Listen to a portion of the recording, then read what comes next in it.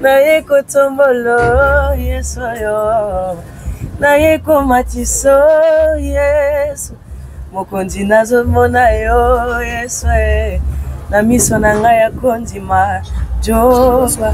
Alors, tous les Congolais du Congo, si vous êtes à proximité de Aqua Splash, nous vous donnons rendez-vous dimanche. Comme maman nous l'a dit déjà, à 11h midi, commencez déjà à venir, à rentrer. Viens, sécurise ta place parce que nous allons passer des temps forts dans l'adoration, dans la louange. Le Seigneur a besoin de ton cœur, de ta disposition. Non, en tout cas, viens. Là, tu vas bien préparer. Le frère Jonathan Tikoloba, dernier événement tout ça qui a fait beaucoup de... On va faire avec moi pour un espace. En tout cas, tu vas être avant, dans un espace ébélé. Je pense que nous avons un Kumama eza phrase beaucoup c'est mais na kati ya kumama eza na makambo ebele Congo t'adore. Enfin on est arrivé na 3e édition ya Congo t'adore. Oh quelle joie. Le Congolais fait beta na boîte. Mutu mwa roza na boîte wana osa folie. Mettons nzembulanga zo beta yo kumama. Yesu nanga simbeli na boîte. A déposer pe mulanga masanga bimia simbi bible ko côté ali lo mazambe. Donc c'est ça vous bénisse. Alors c'est déjà pour ce dimanche. Bien-aimé de Dieu. Nazana ngaka envoyer au Nzamba Tinda pour ramener mitema ya bana Nzambe dans la présence de Dieu. Alors nous tenons soir occasion ya royoka mungongo ya maman Eunice Manyanga. C'est dimanche à partir de 17h. Je vous dis, nous allons passer de forts moments dans la présence de Dieu. Shalom peuple de Dieu, j'espère que vous allez bien. Alors moi je suis la sœur prodige Kwanzambi, je suis servante de Dieu et chantre et je vivais et servais en Tunisie et maintenant je suis ensemble avec vous à Kinshasa. Alors j'ai l'honneur d'être invitée à le voilà, bien abisso est disponible, un rendez-vous sacré. Rendez-vous des adorateurs, déjà c'est dimanche 17 août 2025. Ici, il y a un grand parking à Aqua Splash. Je vous donne rendez-vous, peuple de Dieu. Seulement, le salut de réservation à l'hôtel. Ce n'est pas aussi grave. Le même jour, ma bio était comme à Aqua Splash. Tout est béni. Sauf que là, on est à temps.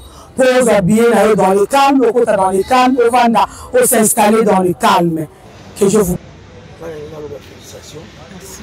Parce que c'est un privilège de vous avoir comme l'artiste éducation et contact ici dans la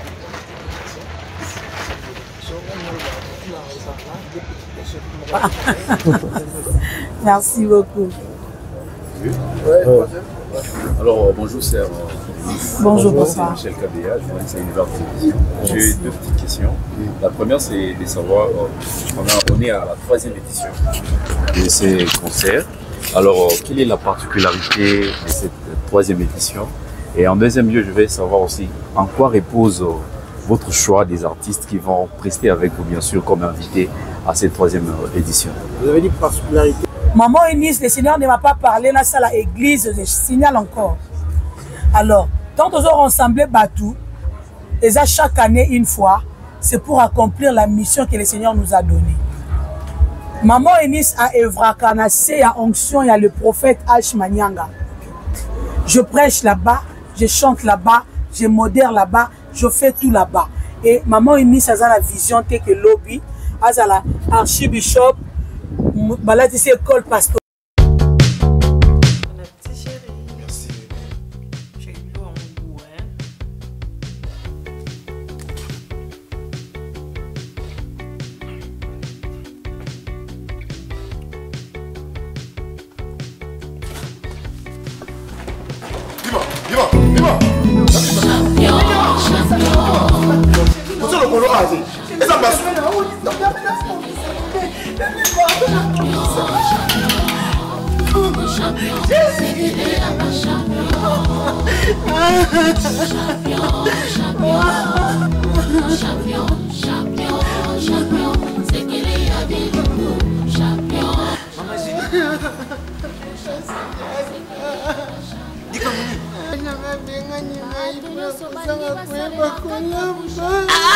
Maman,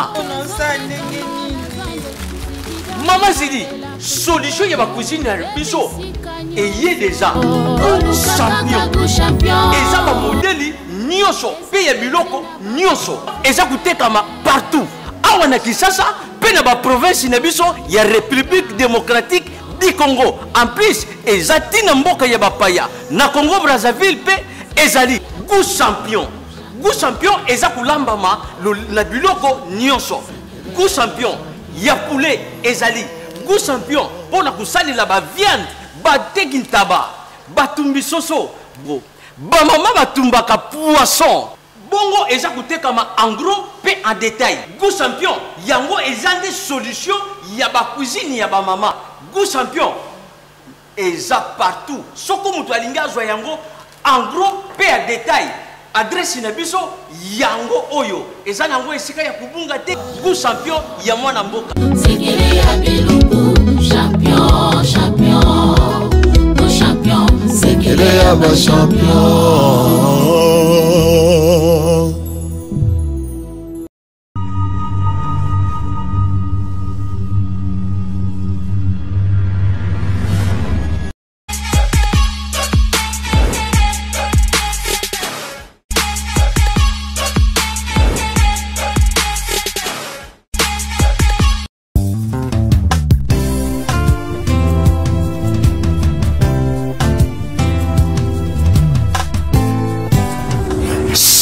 Shalom, shalom, shalom, shalom, peuple de Dieu, et partout dans le monde, Bissika Touzouani.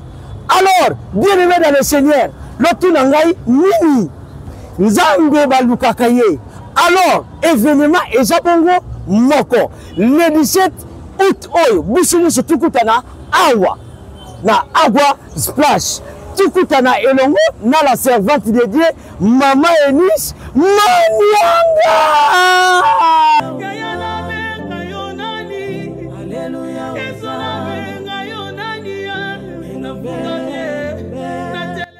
Bandikou, tu l'as, tu adoré, tu as Nzambe.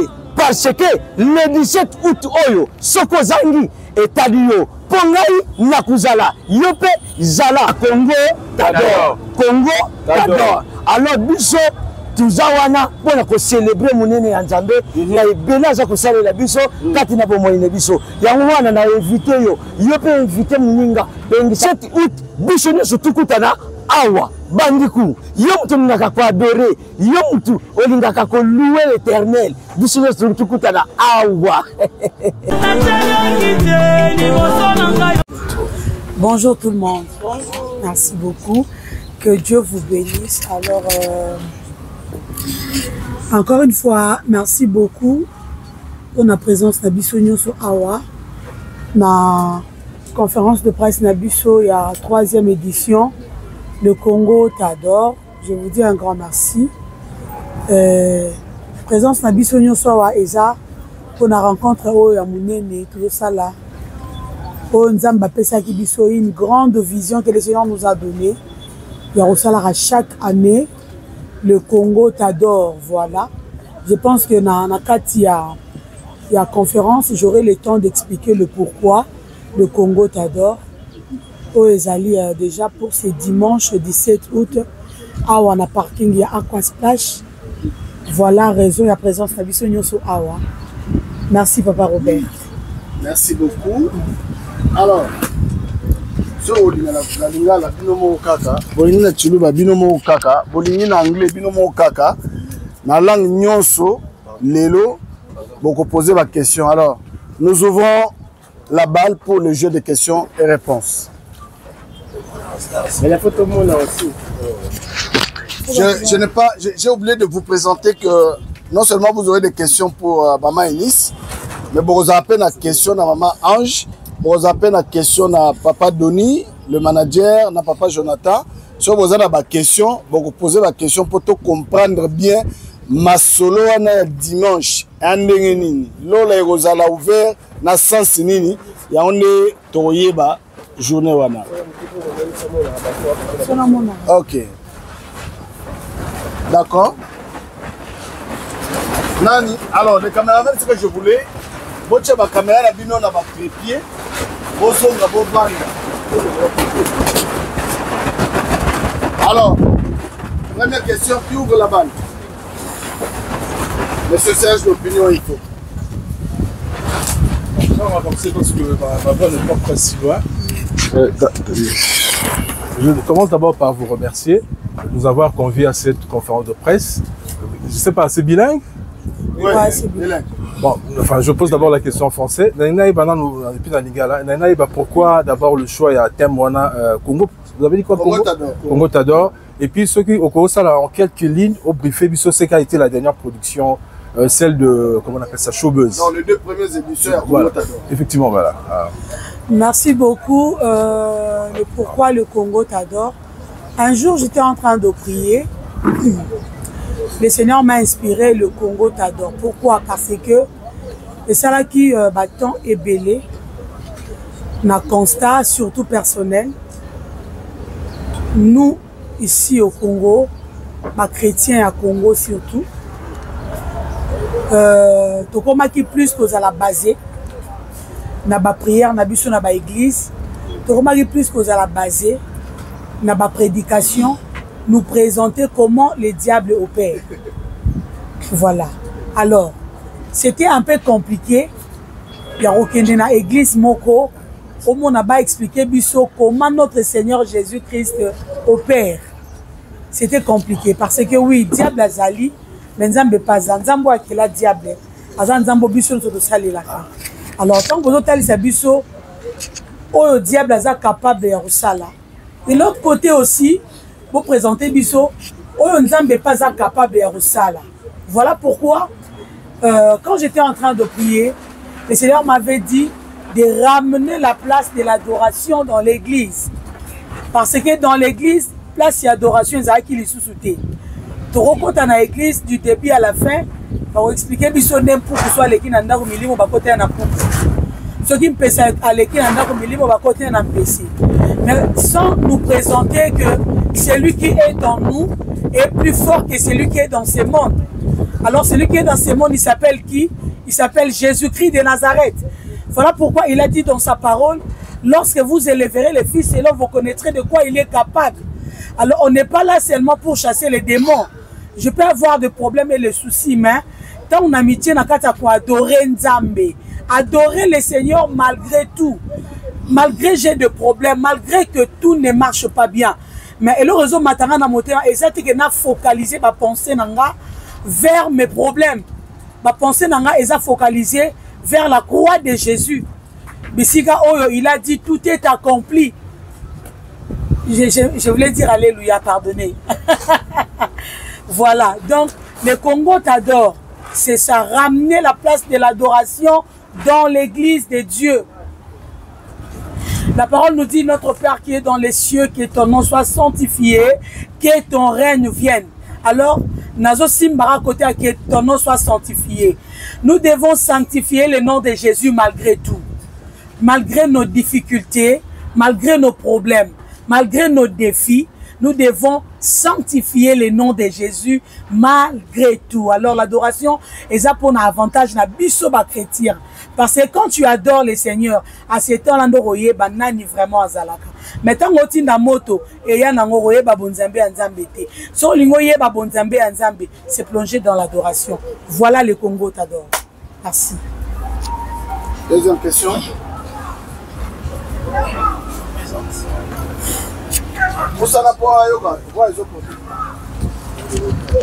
Alors,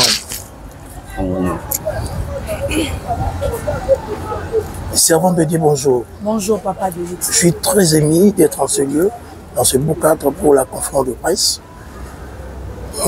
Félicitations. Merci beaucoup. Parce que c'est un privilège de vous avoir comme l'artiste du gospel en vogue actuellement ici dans la ville province de Kinshasa.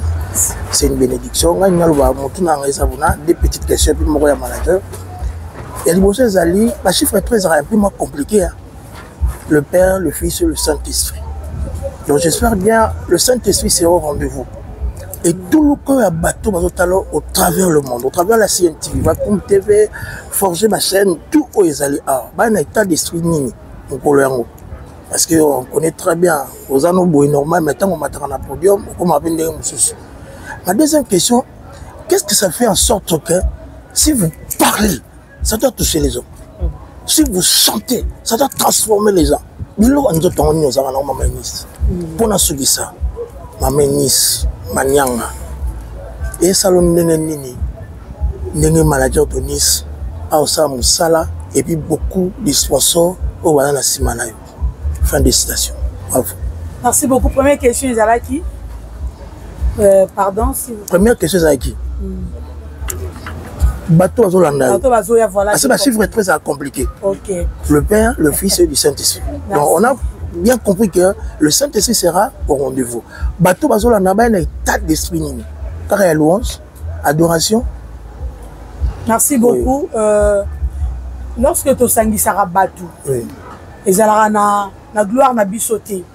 Parce que déjà que sangi sera battu, et ça qu'on réunit par esprit.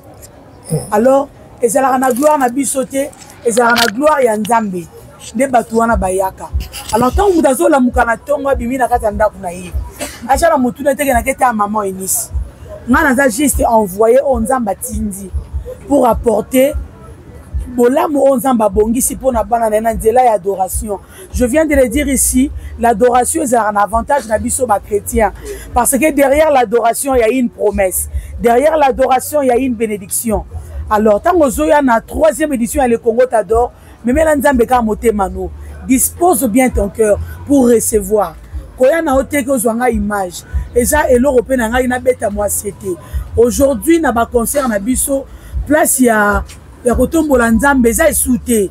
Lorsque Mosala Nzamba simbi micro bandio sa musala, tout le monde a tendance sur tomboler les téléphones à filmer. En tout cas, pour la 3e édition, le Congo t'adore.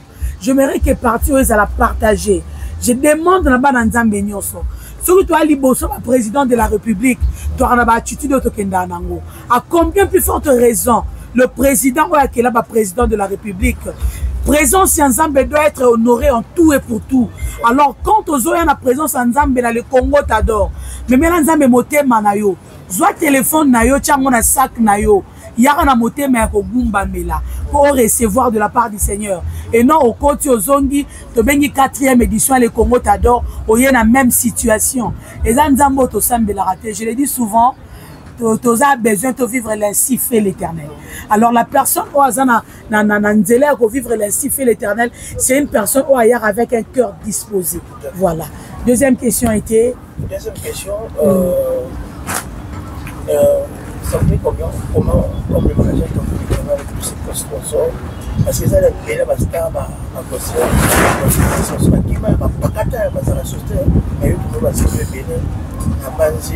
Ça fait comment votre complicité de travail avec le manager? Bon, vous savez, dans la marche chrétienne, ils ont étape par étape. Dans la première étape, il y a renforcé Yomoko. Deuxième étape, il y a déception. Il y a un couteau dans le thème. Et arrivé à la étape, Moronzan Bémora lui charge à Moussa Naï. Moi je bénis le Seigneur parce que le Seigneur a tcha autour de Malam. Bateau de Tambolarana bango vraiment pour nous Nzambe. Alors aujourd'hui ceux qui sont entourés avec mon manager Papa Denis, ils ont entouré na ba sponsor rebelle boye. Et ça le lendo te pour nanga mais c'est une grâce pour moi. Il a retrouvé une grâce na mité mais ba sponsor. Pour battre que moi si moi ça musala kuna to tcha loboko to poussia qui de musika bra Congo etika ngate africain etika ngate. Aujourd'hui là nazana ba chalina baza ebele obaye. En tout cas pour moi c'est une grâce. Zamba simbiga mité mala bango pour na nzela na bango pe musana biso ke liboso. Voilà. Ouais, ça va bien, ça va bien. Je pense que nous avons ça tout le bas. L'équipe est vraiment bien construite. Nous avons Gordon Michael qui prend toujours le temps de s'occuper dans les détails ici, sanitaire, détails, parce qu'on se rend tout ça. En tout cas, ils ont les bien. Chacun, à niveau de la mais comme ça, l'effort pour que nous allons ça là bien, pour offrir toujours des résultats très importants. Merci.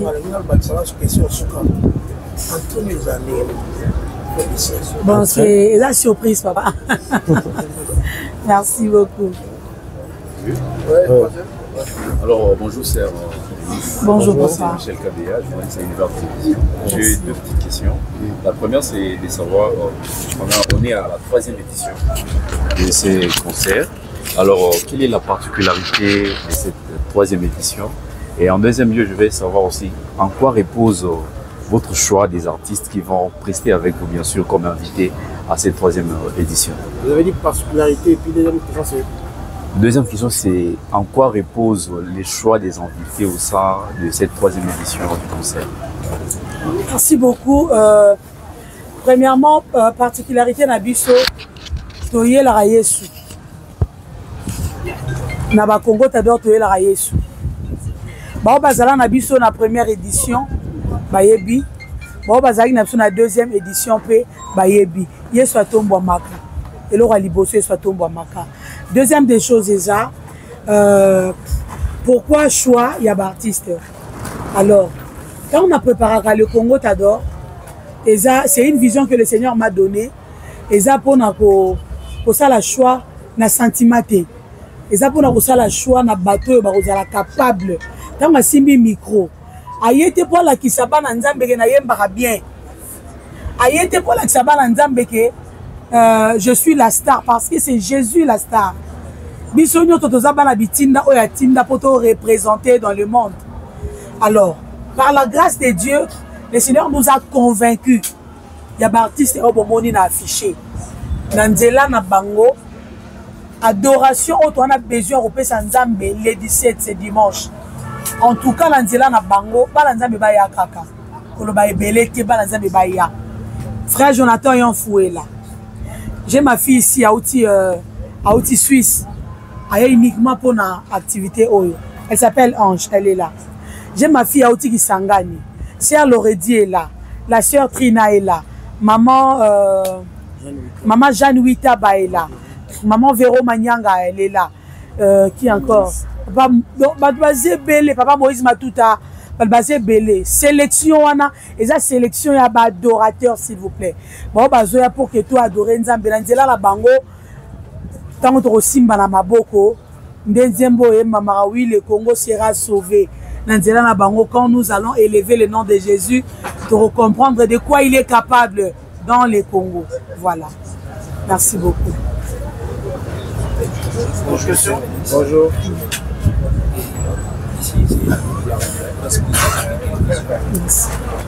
La première question est pourquoi la activité nous sommes à la présence de la première question. Et puis, deuxième question est que est-ce que Ndenge Bazolo Baranayo, n'habite sur Ebi, Ndenge Bazolo Baranayo, incarnation à Sœur Marie Moussambo. Est-ce que vous avez Pelanango? Troisième question est au Beti Banzembo, au Ezo. Voilà, tenasi sakamba mo so bosani na bandelela. OK. Est-ce que ebinzembo na yo moko zo sala dega na ndenga ko sakana te ba binango lola nzembo ya frère Fali. Ozo yemba so yi malembe. Est-ce que ozo bango est-ce que awa pe ko binela maka ndengwana? C'est un peu ça. Première question était pourquoi la présence de frère Jonathan Yanfou. Vous êtes sans ignorer que le frère Jonathan Yanfou, c'est un adorateur. Oyo nanzela na ye ba milimo ebele pe bikisama. Alors, il faut retourner dans Nzambe oyo benga le frère Jonathan Yanfou. Pourquoi à chaque temps au moment uni ça c'est la organisation, le Seigneur a convaincu toujours que cet homme doit être là parce que nanzela na eza na ba vieux za la sauver. Nanzela na eza la mité mo eza la consoler, nanzela na eza la bateau bazara transformer, nanzela na eza la ba délivrance et ça la maka. Na sûr bateau ba koya dimanche ba comprendre bien maramna lobby awa. Dans Nzambe o acha frère Jonathan Yanfou na kati ya musala na ye, c'est le même Dieu qui me convainc à chaque temps que le frère Jonathan Yanfou doit être là. Voilà sa présence. La 4e édition aussi à Ozala, la 5e en tout cas bon supporter au monde la édition titre 50 ans il y a le Congo Tador, frère Jonathan Yanfou Ozala wana. Attention, on met sur Ozala, frère Jonathan Yanfou va représenter à moi dans le Congo Tador. Voilà. Deuxième question était. Merci beaucoup. Déjà la sœur Marie Missamou, Aza légende. Yamoukiete s'il vous plaît. Paix à son âme. Yamoukiete s'il vous plaît. baza basali ya nzambe oyo azalaki osalela nzambe otali bozoka esengo osalela nzambe. Alors ceux qui aujourd'hui Enis Manyanga mukie onaza bato ba comparer ngana la grande, les grands noms de Marie Misamou, c'est une grâce pour moi. Je bénis le Seigneur pour ça. Parce que nakoka pété un jour que l'autre tango que bato le bakiosa incarnation sœur Marie Misamou. Alors si vraiment c'est le cas, je bénis le Seigneur pour ça. Et ça vous allez une partie à fierté pour nanga et otala c'est Marie. Il y a Marie. Moi incarnation il y a Marie donc c'est une grâce pour moi, je bénis le Seigneur pour ça. Troisième des choses, déjà, je signale, malembe zanzi mbouté onazo bongisa pona bimisa. Non, c'est ma chanson Yaya, la partie on a yembaka. Batomboli kombo nanga po ba baby sango, balobi na ko sambwa, balobi totala liboso na yawa, soki akokoma, na pesa yo confiance, pona yebi na kokoma. Malembe, nanzambe na kokoma. Voilà, c'est ça. Alors, avant que Badan soit nos lobby ezala, musique et betama mabine binama. Chacun de nous a sa façon de voir le Seigneur devant lui. Toza on a été pour imposer Moutou à accepter car auto c'est l'anzambe. Non. Il y a aussi les envoyés du diable Nakatika Yabato Balobawana pour dérouter les enfants de Dieu dans la voie de la vérité. C'est ça le problème. Maman Enis en aucun jour a représenté qu'à le diable, non. Je suis un envoyé de Dieu, un ange descendu du ciel pour dépeupler les camps du diable et peupler les camps de Dieu.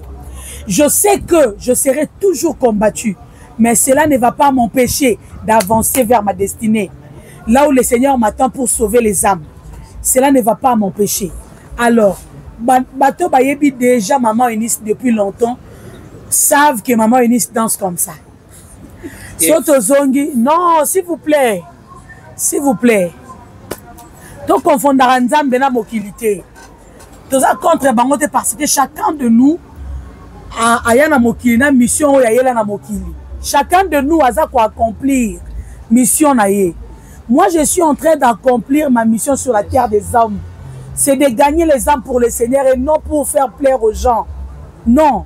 Bato barozala contre nga eza ba envoyé au diable à Tinda pour détruire le peuple congolais ou pour détruire le chrétien. C'est ça le problème. Alors, na bandeli koloba bato ba yebi bien Maman Eunice. So na zongi sibino sima na nzembu nanga ya nalinga kayo et bima avant danse wana ozolobeya. J'ai dansé comme ça. So ozongi simomona. Et puis j'ai l'habitude de danser na siffler na monoko. Mon équipe ba yebi. Je sais pourquoi quand on a comme un niveau alors quand déformer sentiment parce que toi tu veux convaincre tout le monde que on doit seulement servir de l'autre côté. Non, ce n'est pas tout le monde, s'il vous plaît.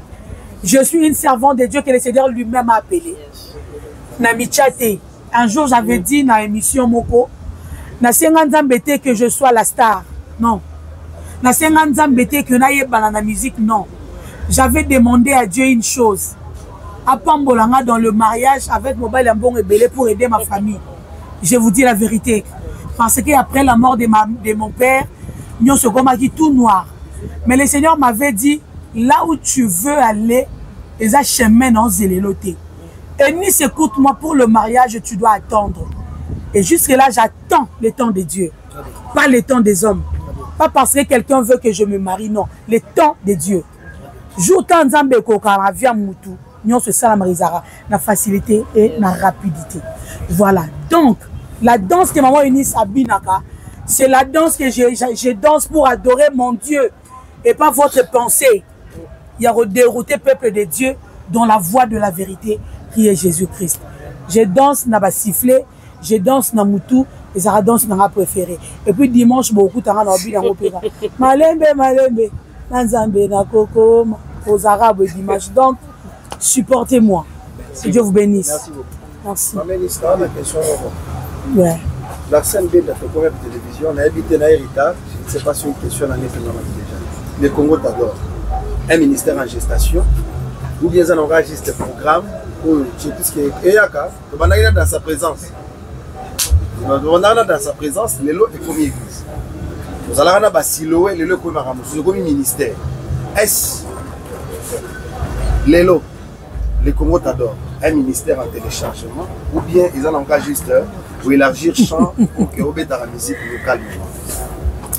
Bon, question est tout namaki, mais la façon de papa Arsène Atouni, ils appellent à moi anglais moussous.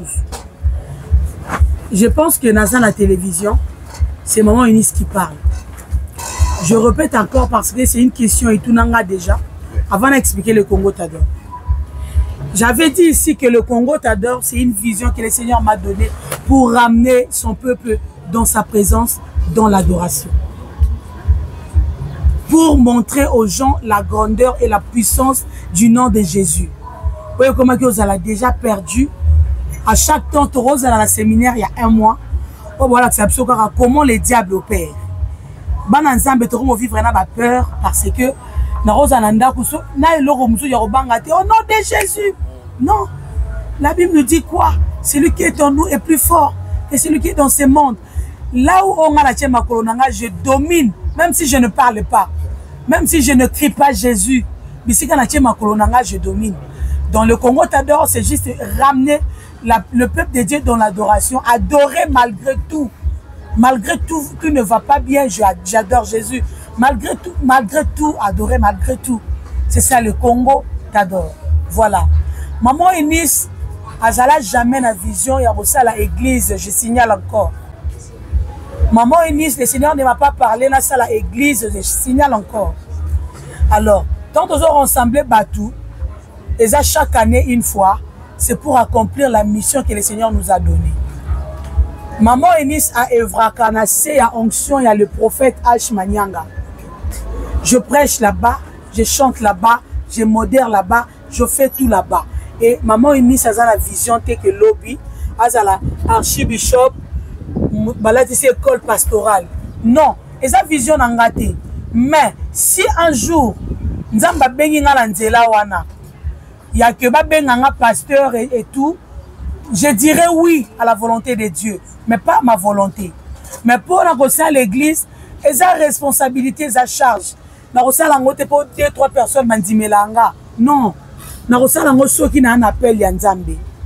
Ceux qui n'a un appel ya Nzambe te na rosala ngote pour plaire aux gens. Donc Maman Eunice la servante na Meva. Mission évangélique pour la valorisation des âmes. Le prophète H. Manyanga. Voilà. Donc vision à ministère église en tout cas ils a tout. Merci Papa Arsène. Question? Bonjour Maman Eunice. Bonjour. Merci. J'ai une question et pour moi quelques détails. Je veux savoir c'est quoi le but ou encore l'objectif principal de tous les 3 concerts en termes social et spirituel dans la communauté chrétienne. Bon voilà, pour il va servir à quelque chose par rapport à un contexte actuel, par rapport sur les agressions, tout ça. Déjà, merci beaucoup, Top Congo. Déjà, Maman Eunice a la fondation. Il y a ça rabadon sans que ça la concert. Vous voyez? Il y a ça aller ça orphelin sans que ça la concert. Il y a ça la veuve sans que ça la concert. Il y a ça bazangi sans que ça la concert.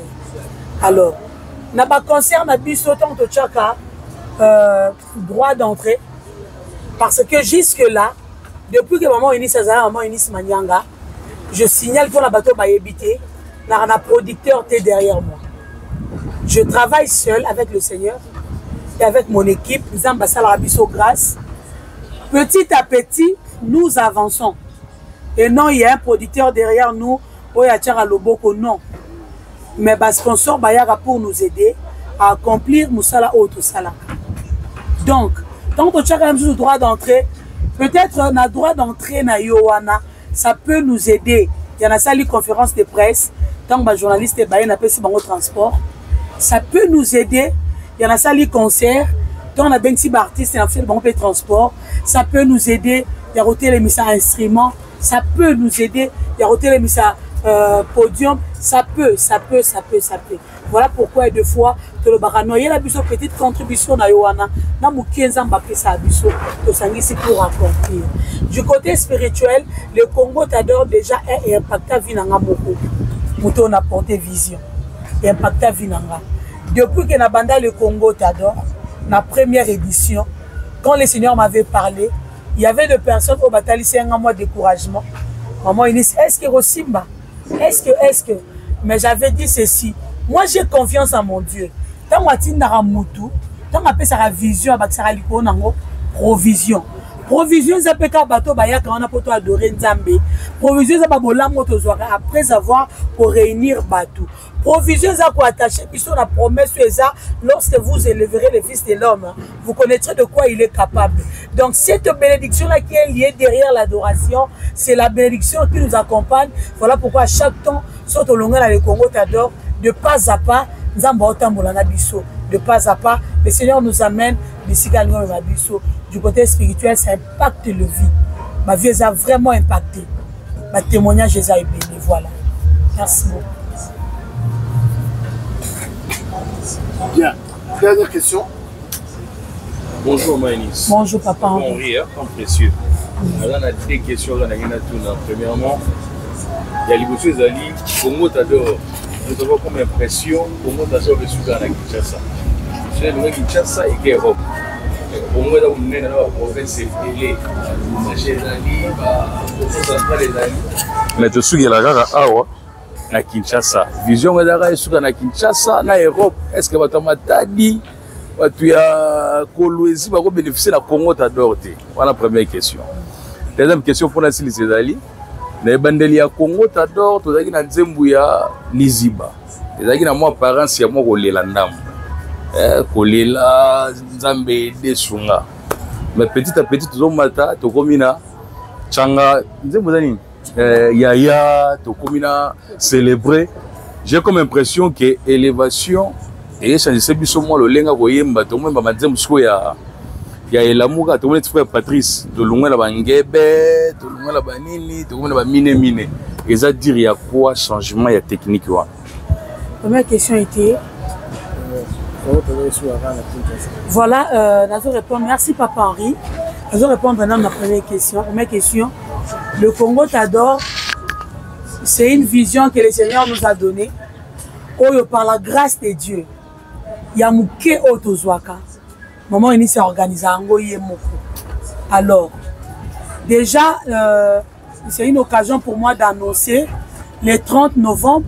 Toujours ça, le Congo t'adore première édition. Brazzaville. Et le 30 novembre, on a Palais des Congrès. Voilà. Alors, projet à le Congo t'adore, vision à le Congo t'adore, et ça tellement moulaï. Congo t'adore et kota partout. Atana bisiko tangi tewana et kota. Atana bamboka kati wana et kota. Zamba opé biso makasi tola la tola muka. Avec la grâce de Dieu et l'aide du Saint-Esprit. Congo t'adore et au Kota. Deuxième question. Déjà, dans la vie chrétienne, le Seigneur nous présente seulement Nailo Omoko. Les gens le voient Batumusu Balobaka. Les gens question te ben non il y a un juste exemple. Batumusu Balobaka.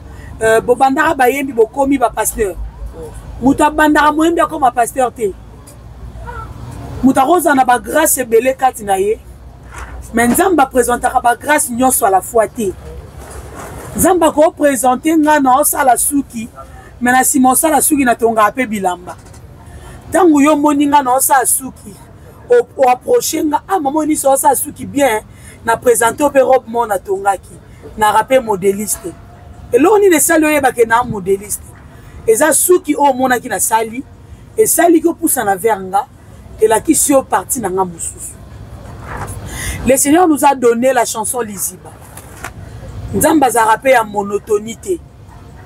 Le loi rotinanga sur la repentance, le batinanga sur la bénédiction, et le batinanga sur l'élévation.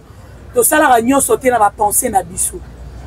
Déjà un jour j'avais dit dans l'émission maman Eunice akomposaka nzembo te ki avandi boye abandi kokoma nzembo Yesu nanga non. Moi le Seigneur m'inspire banzembo na kati ya prière. Soki nzamba pesi nga mélodie na tamboli na koti na studio na bandi koyemba, cela veut dire quoi? Au même moment où boza ko interpréter nga eza na moment où nga pe nazo ko interpréter nzembo wana pona kangango. Eza lokwa ma chanson na oso bimisa récemment elombe na kangango ka 2 jours. Donc tina yemba ki wana na lobela yo nini tout ça là eza ki nga un peu compliqué. Vous avez vu que na annonce ki nazo bimisa clip nango mais bimité. Pourquoi pour na ça ki image nango ya na yemba na okanga munoko po malobeza te. Nathalie que non c'est pas professionnel faut na kanga nzembo. Tant on a kanga nzembo de na yo c'est lango image. Donc le Seigneur peut me donner l'arachide le matin, l'après-midi après singa lipa, na poko après singa kuanga. Donc après singa liziba, après singa changaka, après singa siko ba faut ba célébrer, après singa siko faut ba benga yaya, après singa siko faut ba témoigner, siko après singa faut benga nga elombe. Donc ça changement il y a élévation. Et ça, juste petit à petit, nous avançons avec le Seigneur. Merci beaucoup. Je vais peut-être, avant de te donner la parole, je vais peut-être poser une question à la sœur Ange Molamba qui accompagne, parce que c'est quand même, vous êtes l'invité de maman Eunice Manyanga. Qu'est-ce qui vous a attiré chez elle? Comme j'ai dit la première fois, c'est son témoignage. Avant d'être l'artiste ou la star, c'est une maman, c'est une servante de Dieu qui a une histoire, qui a un parcours. Et ce parcours-là m'a déjà tiré. La façon dont elle sert Dieu, comme elle a dit, malgré les vents, les marées, malgré les problèmes, les situations, des fois vous pouvez nous voir. On va chanter partout, on va jouer partout. Même moi en tant que musicienne, on n'a pas d'argent. On fait seulement avec ce que Dieu nous donne. Dieu dispose les choses aussi. Il organise les choses comme il veut et puis les choses se font selon sa volonté. Ce qui m'attire chez cette femme, c'est sa manière de servir. Ce qu'elle a vécu et ce qui la permet de tenir aujourd'hui. Voilà. Jonathan, vous êtes venu à maman Eunice. C'est belé, hein. Parce que nous sommes, ce que j'aime, c'est que mon côté moral lobby. Au continent, zomona yo, yesoyo. Namiso nanga kondima ojova osalinga bolamwe papa olongolinga sonyo balobake kosimba te Yesu a confondre bangunya nangai tika na tomolo yesoyo tika na matiso yesoyo. En tout cas pour moi et vous avez plaisir pour nous. On a Congolais belé, Oya dimanche. Dernier concert au Tchobetava, au Tombouama. Peut-être que limité pour la bandeko, qui kaka pour la mesure, il y a salle, il y a showbiz. Mais au Toye pour Congo Mobimba, espace là mon aîné pour que tout tombe l'ensemble. Au Ténantu Oye Balobi, au Condinazo, mon ami soit Rondima. C'est-à-dire que on dit que Emily Morobika l'image. La mise à Rondima, on dit que comment t'adore, même de comment tu une question. Et on sera à Téméroké, dans la province, on dit vraiment. C'est vrai. Vous avez dit à maman Eunice Marcaille. Il la vient de faire. Il vient de la chanter. Il vient de la chanter déjà. Non, mais tu peux aussi nous aider à savoir si vous voyez les moments. Oui, il vient de le chanter. Témoignage. Témoignage. Naye kotombolo Yesu yo. Naye komatiso Yesu. Mokonzi nazomona yo Yesu. Na miso na ngai ya kondima Jova. Osalinga bolamwe ayae olongolinga soni Jove matae matao. Voilà. Alors, dernière question à manager avant de quitter sa cœur. Comment les choses vont se passer dimanche, monsieur le manager? Non, en tout cas, jusque-là, tu vas bien préparé. Le frère Jonathan pour le dernier événement tout ça là qui a fait beaucoup on va faire pour l'espace. En tout cas, on va tout avant, nous avons un espace ébélé. Je pense que nous avons la capacité d'accueillir plus de 5000 personnes. C'est-à-dire, nous sommes à satisfait, mais il faut toujours venir à temps.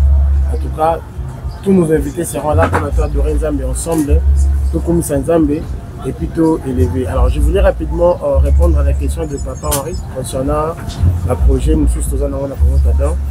Je pense que d'ici peu là, nous avons annoncé 5 stades dans la province différente, c'est-à-dire Kasai, Mojimaï, Boma, Kikwiti, Beni et puis na Okatala.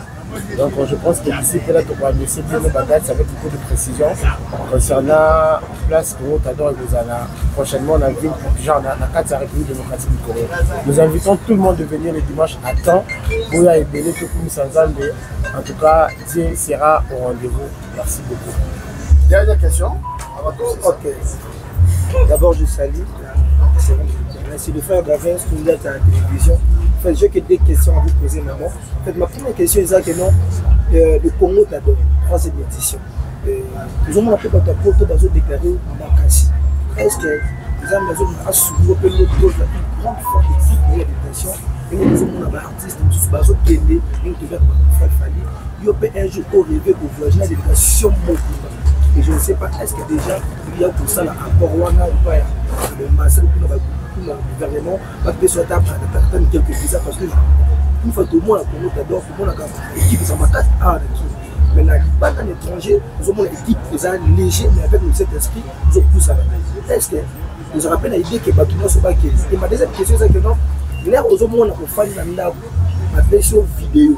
Dis-moi, c'est Rémi, que je vais dans la boîte pour la carte à part de l'émission. Merci beaucoup pour la question. Déjà, question à Libo César. Tout le monde va y aller. Vraiment, c'est la première entrée dans l'Europe. Dans les musiciens. Première entrée. Donc, au côté 5 personnes, première entrée. Cela veut dire, par la grâce de Dieu, pourquoi pas. Malgré maman, il n'a pas sa visa, mais il y a un souci. Il y a l'idée que nous soit bien. Et qu'il y a mon équipe qui a avancé dans la banque. Par la grâce de Dieu, le Seigneur va nous faire grâce. Il y a une équipe et Vimba. Bon, on a une équipe qui a Mobimba. Na mutabeta ambunda ozwa visa. Pour que c'est l'ensemble musala. Et ça souci na zana on a motema. Au fond les la mutu no support pour que nanzela la bango pe. Tant ba famille na bango ba lobara nzambe ya pambola yo. Nzamba yo karape. Di pamboli wana et là ta ranzoto en tout cas. Deuxième des choses c'est ça. Tant baba vanzem beta na ba boîte. Mais c'est ça ma mission, aller partout dans le monde. C'est ça ma mission. Nzembu nanga fait beta na boîte. Mutu mwa roza na boîte wana osa folie. Mettons nzembu nanga zo beta yo ku mama. Yesu nanga simbeli na boîte. A déposer pe mulanya masanga bina simbi bible ko moté ali lo banzambe. Donc c'est ça ma mission. Tant na mona bongo na comprendre que et gros beta na l'église la place wana pe fait beta ka. Très important. Pour si maramité ma moto azana temps en côté église. Mais Dieu Mohamed c'est lundi et tu place à Osalisou. C'est ça ma mission mon frère. Merci. Dans ma question moko ya retourne à papa Jonathan. Bien qu'aki manga émission mais là profiter la ngata. C'est quoi papa Jonathan? Yo c'est quoi carrière ndeni. Pour la moni aux amis na mama ici. Comme Jonathan Manyanga to des andengini. Expliquer dans biso to comprendre pour ça commence à être trop remarquable. Nzamba Zolokum déjà pour la question on a s'appelle là. Avec carrière, grâce à Dieu, ils ont évolué très bien. Maman Enis pour moi, Aza maman, grande sœur, donc à tout moment, Nzamba Tsenga Pembe Naye, on a bénéficié de ma ramotélé. Alors, on a eu qui m'a motivé, et à part ça aussi, pour appeler déjà Sigamoro et puis même manager. Donc à tout moment, pour moi, on a vu sur la Tozala, on a avant comme même manager. Donc on est tellement ensemble et puis tous bénéficier de l'union de Nzamba ensemble. Merci. Voilà. Merci beaucoup pour la lélo. Maman Enis Manyanga. La caméra oyo était les pour na yo. Otala yango parce que les Congolais nyonso bazolanda yo otala bacaméra nyonso etelemi awa toza na besoin dans 1 minute 30 pour transmettre un message aux olinga pour la journée à dimanche. Merci beaucoup, que Dieu vous bénisse. Alors, c'est déjà pour ce dimanche, bien-aimé de Dieu. Nous allons envoyer aux Zambatinda pour ramener Mitema ya Bana Nzambe dans la présence de Dieu. Alors, nous avons occasion ya Royoka Mungongo ya Maman Eunice Manyanga. C'est dimanche à partir de 17h. Je vous dis, nous allons passer de forts moments dans la présence de Dieu. Moi, personnellement, je les sens déjà. Et Naza déjà n'a pas ça dimanche en Ozara Lobby parce que nous allons adorer comme on n'a jamais adoré. Dimanche, on a réservé une adoration. Nous allons adorer comme on n'a jamais adoré. Alors, je vous invite, peuple de Dieu. Et ça, on a parking, il y a Aqua Splash. À partir il y a 12 h. Pour moi, même à 11 h, ça a déjà awa. 12 h, ma porte est fond. Moi, je suis isolé la place. Ceux qui ont sali réservation, et ça, le problème. À partir il y a 10 h déjà, équipe Rosala awa. Nous avons besoin de billets. Billets standard, ils ont 5 000 francs congolais. VIP, ils ont 20 $ et 30 $. Je vous invite, venez nombreux. Ceux qui ont la mousse le 17, ils ont pour la Aqua Splash. Quand vous avez la moukana tongo, Seigneur, merci parce que la mousse n'a pas qui est Aqua Splash. Il y a tout adoré, 14e rue Poilou. Ils ont la place au Luka Lukate. Ils ont place au Bungate. Juste quand on a boulevard, Tozawana. C'est dimanche. Je vous invite. Boya et Belé. Nous allons adorer. Nous allons élever Jésus. Comme je le dis souvent, sous un ciel ouvert. Alors, venez nombreux, que Dieu vous bénisse. Nalobela yonini oyo balobate nayebisa yonini ayaba yebisa yote nabondela na monoko nini babondela te bolingo no kilo bolingo no makasi bolingo no somo ya yebangisi tout est dimanche pardon. Voilà. Merci beaucoup chers amis de la presse. Rendez-vous dimanche à 17h comme la sœur Eunice l'a bien dit ici. C'est à Kinshasa pour la 3e édition Congo d'abord. Oui.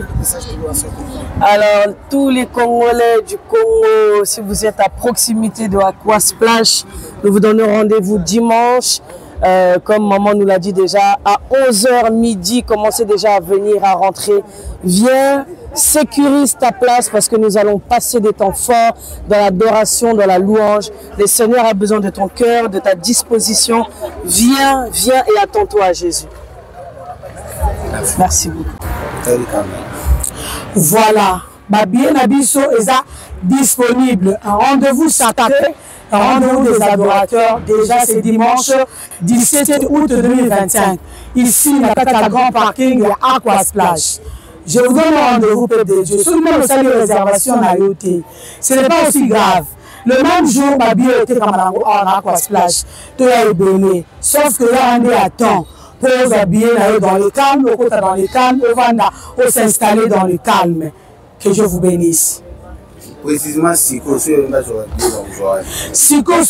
habillez, quand on a Aqua Splash, on vous habiller, na Chanina, on vous habiller, na Frisel, on vous habiller, ou na numéro exact affiché na affiche wana. Ce que bengi yango, ba wa aussi la livraison, tibisi koza, ba te bene ba seli bango déjà la livraison na bandaku.